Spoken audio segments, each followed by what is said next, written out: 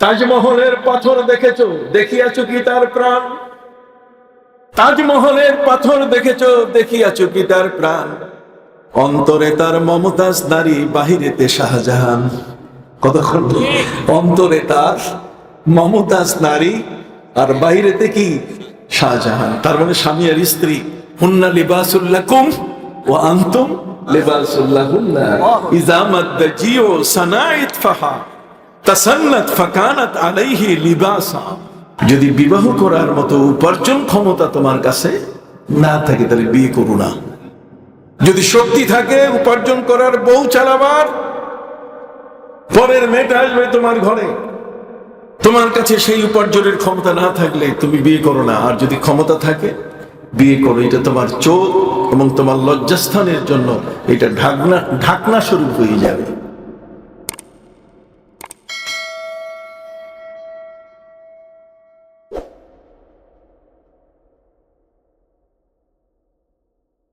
সুলতান সুলাইমান তিনি যখন বিচারের মঞ্চে বসতেন, বিচারের মঞ্চে বসার সময় তিনি তার আগে ডান পাশে পবিত্র কোরআনের একটি আয়াতকে তিনি ঝুলিয়ে রেখেছেন, আর বাম পাশে নবীজির একটি হাদিস।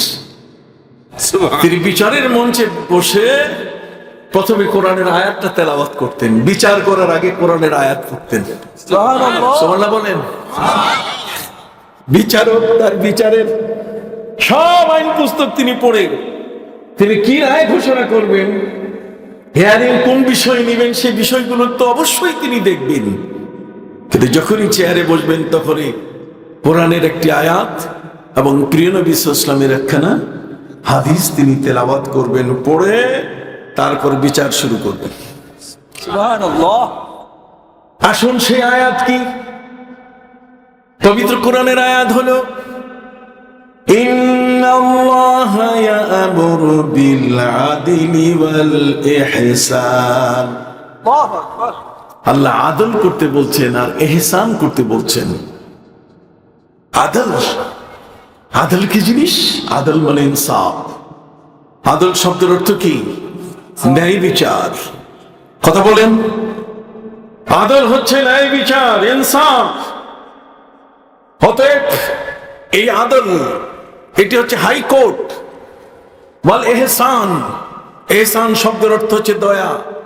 যিনি বিচারের মঞ্চে বসবেন তিনি সবসময় তার এই বুকটার মধ্যে আসামির প্রতি দয়ার ভাবটা মনে রাখবেন, তার প্রতি রূঢ় হবেন না, তার প্রতি শক্ত মন হবেন না, যে সেই লোকটাকে কোনোভাবে বাঁচানো যায় কি না। আইনের শাস্তি প্রয়োগের ক্ষেত্রে বিচারকের মনের মধ্যে থাকতে হবে যে কোনো ফাঁকে তাকে কিছু ক্ষমা করা যায় কি না। আপনি কি সুবহানাল্লাহ বলবেন না?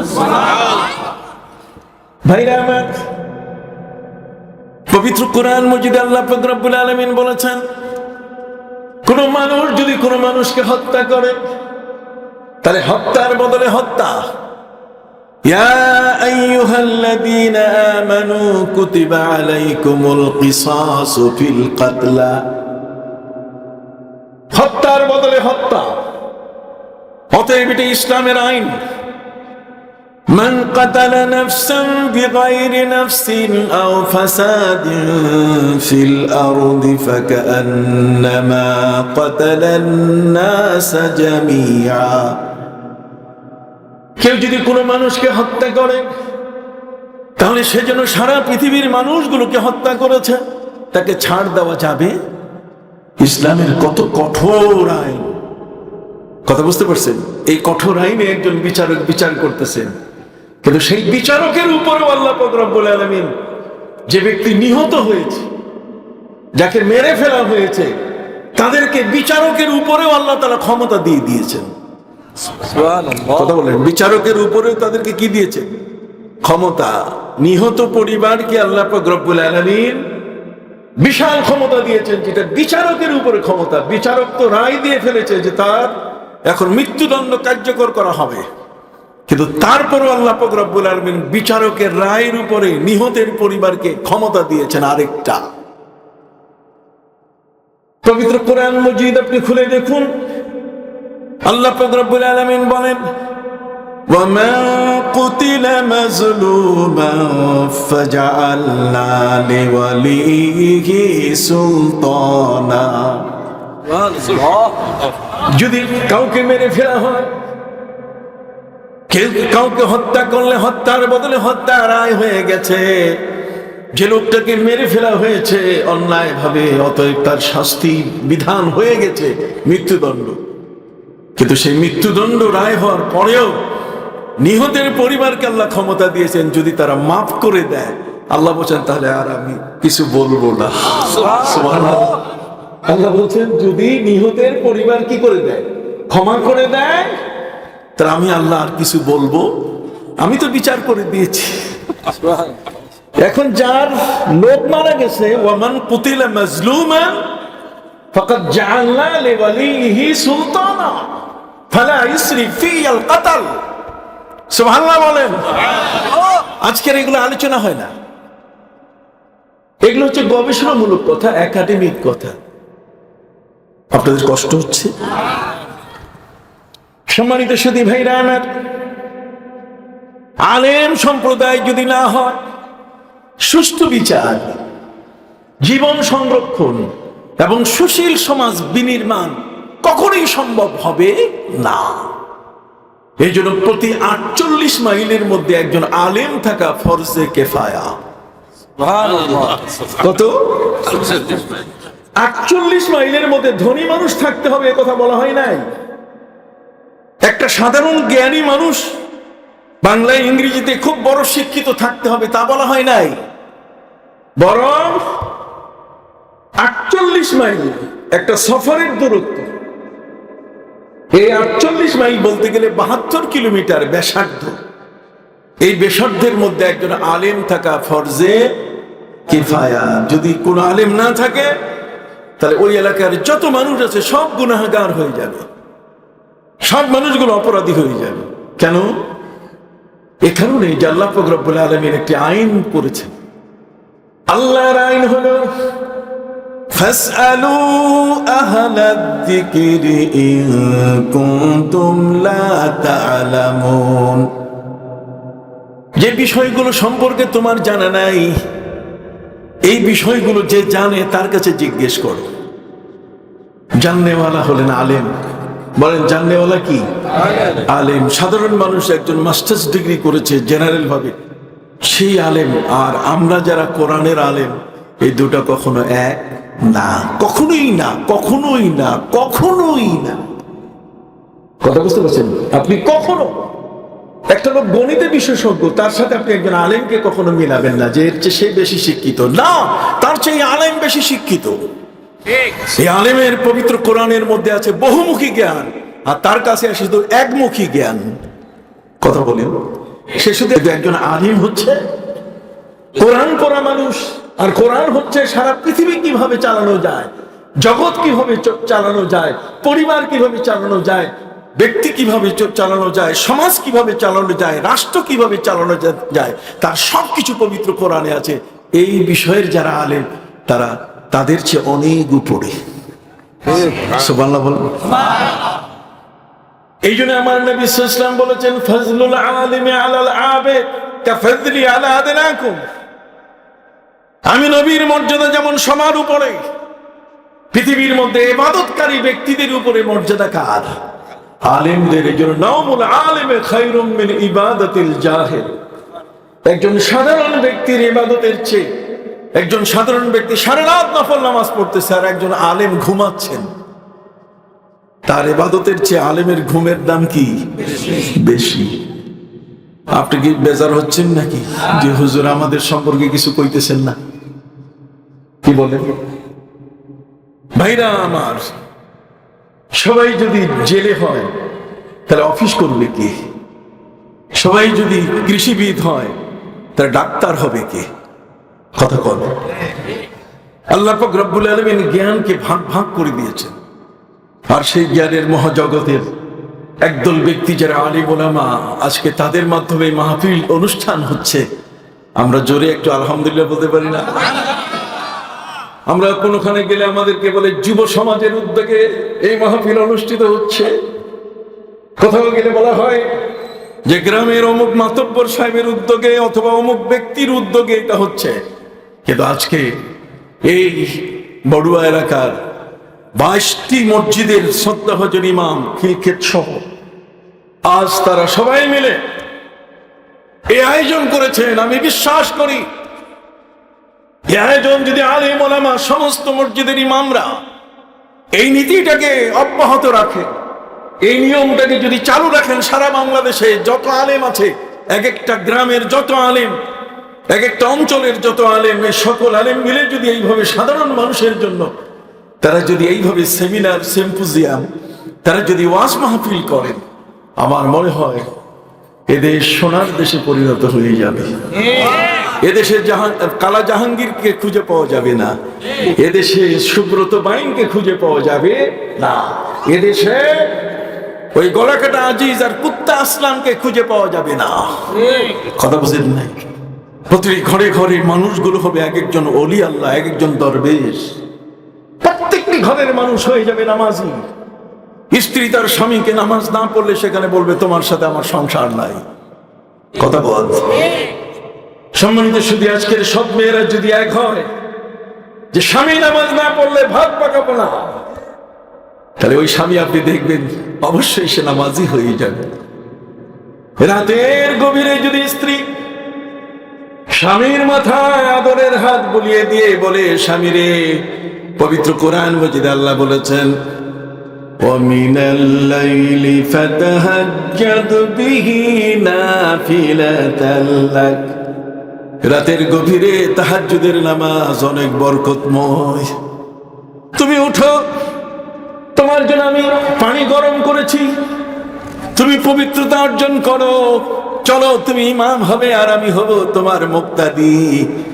শুধু দিনের বেলায় তোমাকে আমি ময়দানে পাঠিয়েছি না, রাতের বেলায়ও তো তুমি আমার স্বামী, রাতের বেলায়ও তো তুমি আমার ইমাম, ঠিক কিনা? যে কারণে কবি নজরুল তার সঞ্চিতা কবিতার মধ্যে লিখেছেন, দিবসে জুগিয়েছ শক্তি সাহস, নিশীতে হয়েছ বধূ, পুরুষ এসেছে মরুতিশালয়, নারী জুগিয়েছে মধু। একজন নারী যদি ইচ্ছে করে তাহলে তার স্বামীর ঘরটাকে এই পৃথিবীর শ্রেষ্ঠ ইবাদতকারীর ঘর বানাতে পারে। যে পারে কিনা একটু হাত উঁচু করে বলেন, পারে কিনা? সম্মানিত সদস্য, এই জন্য আমার বলতে ইচ্ছে হচ্ছে, আমার বলার মন চাচ্ছে, যেখানে আলেম ওলামা এদেরকে ছোট খাটো করবেন না।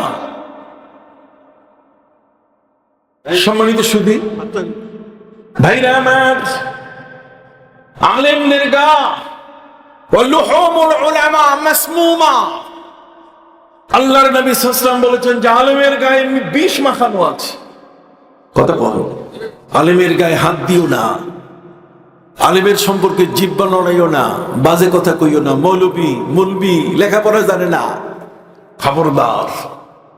আল্লাহ নিজেই সাক্ষ্য দিচ্ছেন, শাহিদ আল্লাহ, শাহিদ আল্লাহু আন্নাহু লা ইলাহা ইল্লাহু ওয়াল মালায়েকাতু ওয়া উলুল ইলম। জ্ঞানী ব্যক্তিরাই হচ্ছে আল্লাহর একত্ববাদের ঘোষক। আল্লাহ যে এক, একক, অদ্বিতীয়। কোরআনের আয়াত সবার বোঝার সুযোগ নাই, কিন্তু আলেমরা বুঝে। কথা বল না। والراسخون في العلم يقولون آمنا به। রাসিখ যারা, আল্লাহর মহা জ্ঞান ভান্ডারের ভিতরে যারা প্রবেশ করেছে, তারা যখন আল্লাহর কুদরতের মহিমাগুলো দেখে, সর্বপ্রথম এই চোখটা আলেমরা দেখতে পায় যে আল্লাহর কোন আয়াতের মধ্যে কি রহস্য লুকায়িত আছে, আর সেটাকে সাধারণ মানুষের কাছে তারা ব্যাখ্যা করেন। কতক্ষণ? আর সাধারণ মানুষের কাছে যখন তারা ব্যাখ্যা করেন, তখন ওই পরিবার চেঞ্জ হয়ে যায়, ব্যক্তি চেঞ্জ হয়ে যায়, মানসিকতা চেঞ্জ হয়ে যায়, সমাজ তৈরি হয়ে যায়, মানুষের মধ্যে তার মানবতা, তার মনুষ্যত্ব শানিত হয়, নৈতিক অবক্ষয় তার মধ্যে আর থাকে না। এই জন্য 600 বছরের এই জগৎটায় বড় ব্যারিস্টার ছিলেন, ইঞ্জিনিয়ার ছিলেন, কিন্তু আলেম ওলামা নবী রাসূল না থাকার কারণে 600 বছরের এই সময়কালকে আইয়ামে জাহিলিয়াত বলা হয়েছে। নৈতিক অবক্ষয় এত বেশি হয়েছে যে সন্তান মায়ের সাথে জেনা করতেছে, কেউ তাকে বাধা দেয় নাই। কথা বলিনি, ভাই তার বোনের সাথে জেনা ব্যভিচারে লিপ্ত, কেউ বাধা দেয় নাই। বাবা তার নিজের আপোষ ঔরজাত কন্যা সন্তানকে জীবন্ত মাটিতে পুঁতে ফেলছে, কেউ তাকে বাধা দেয় নাই। ব্যারিস্টার ছিলেন, ইঞ্জিনিয়ার ছিলেন, ডাক্তার ছিলেন, বড় বড় মাপের ব্যক্তি ছিলেন, কিন্তু যে কাজে নৈতিক অবক্ষয় হয়, যেগুলোতে মানুষের চরিত্র হনন হয়, যে কাজগুলো করলে পরে মানুষের মনুষ্যত্ব মানবতার কোনো মূল্য থাকে না, সেই বিষয়গুলোকে নিয়ে কথা বলার মানুষ এই 600 বছরই ছিল না। যে কারণে এই 600 বছরের যুগটাকে বলা হয় কি? আইয়ামে জাহিলিয়াত। জোরে বলেন আইয়ামে জাহিলিয়াত। কথা কি বুঝতে পারছেন? এখানে আলিম উলামা, বড় বড় মাপের মানুষ আপনারা বসে আছেন, আমি একটা নগণ্য ক্ষুদ্র মানুষ। আপনাদের কাছে যে বিষয়টি তুলে ধরতে চাচ্ছি, যে খলিফা মনসুরের যুগে তিনি সভা ডাকলেন, মাহফিল, আর সেখানে বক্তারা একজনও ইমানদার না, সব বেদিন। সাবজেক্ট কি? আল কোরআন। আল কোরআন নিয়ে কথা বলবে হিন্দু মশায়, কথা বলবেন ঠাকুর, কথা বলবেন সন্ন্যাসী, কথা বলবেন পাদ্রী, গুরুরা কথা বলবেন। সম্মানিত সুধী, সেই গুরুদের মধ্যে একজন ইহুদি গুরু কোরআন সম্পর্কে এত চমৎকার বক্তব্য দিয়েছে, ফ্যান্টাসি। তার বক্তব্য এত মাধুর্যপূর্ণ, এত চমৎকার, এত অর্থবহ, এতই শ্রুতিমধুর যে তার বক্তব্যে সব একনিষ্ঠ হয়ে গেছেন। সব মানুষগুলো মানে অবাক হয়ে গেছেন যে একজন অমুসলিম আমার কোরআন সম্পর্কে এত চমৎকার কথা বলতে পারে। খলিফা মনসুর তার বক্তব্য শেষে খাস কামরায় নিলেন তাকে। নেয়ার পরে তিনি বললেন যে আমি যতটুকু বুঝেছি যে তুমি 15-16 মুসলমান, এই বিন্দু পরিমাণ বাকি আছে, তো এটা যদি আমার কানে কানে বলো, লা ইলাহা ইল্লাল্লাহু মুহাম্মাদুর রাসূলুল্লাহ, ইসলামের দাওয়াত তো দিতে হবে। কথা বল না? উদউ ইলা সাবিলি রাব্বিকা বিল হিকমাতি ওয়াল মাউইজাতিল হাসানা। সুন্দর ওয়াজের মাধ্যমে দাওয়াত দায়িত্ব হলো আলেম ওলামার। কাজে দায়িত্ব আছে এমন ব্যক্তিদের যারা দায়িত্ব দিবেন আল্লাহর একত্ববাদের উপর, দ্বীনের উপরে, হিকমতের সাথে সুন্দর ওয়াজ কৌশল করে। খলিফা মনসুর বলছেন যে আমি তোমার জন্য রাষ্ট্রের এমন একটা পদ দিব,